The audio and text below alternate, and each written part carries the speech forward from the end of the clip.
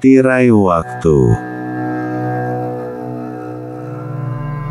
Di suatu tempat yang jauh di sana, terdapat sebuah kuil kuno, yang terkenal dengan keunikan arsitekturnya. Kuil tersebut telah ada selama berabad-abad, dan dipercayai memiliki kekuatan magis yang luar biasa. Salah satu benda yang dianggap paling sakral di dalam kuil itu adalah tirai waktu. Tirai waktu tersebut terbuat dari sutra putih yang halus dan tipis, dan dihiasi dengan gambar-gambar simbolik, yang tidak diketahui artinya oleh orang kebanyakan.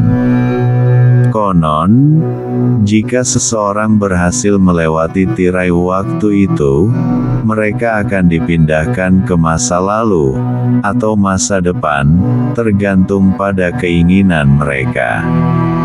Namun, melewati tirai waktu bukanlah perkara mudah.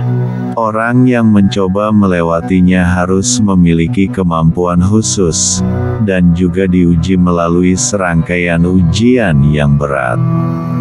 Bahkan jika seseorang berhasil melewati tirai waktu, mereka mungkin tidak bisa kembali ke masa sekarang, dan terperangkap di masa lalu, atau masa depan selama-lamanya. Suatu hari, seorang pria misterius yang mengaku sebagai seorang petualang, datang ke kuil itu. Dia sangat tertarik dengan tirai waktu, dan mengaku ingin mencoba melewatinya. Pendeta kuil yang bertanggung jawab untuk menjaga tirai waktu itu awalnya menolak, tapi pria itu sangat gigih, dan akhirnya pendeta itu menyerah.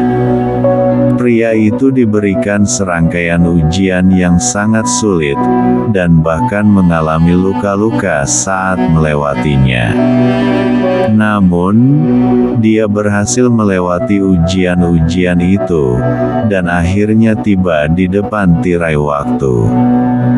Dia berdiri di depan tirai waktu dengan nafas tersengal-sengal, dan kemudian dengan tiba-tiba melompat ke depan, dan menembus tirai itu dengan tubuhnya. Dia merasakan seolah-olah tubuhnya menembus dinding saat itu, dan dia melayang di ruang hampa yang gelap.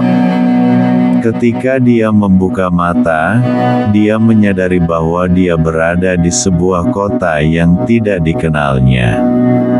Dia mencoba mencari tahu tahun berapa dia berada, namun tidak ada tanda-tanda yang jelas.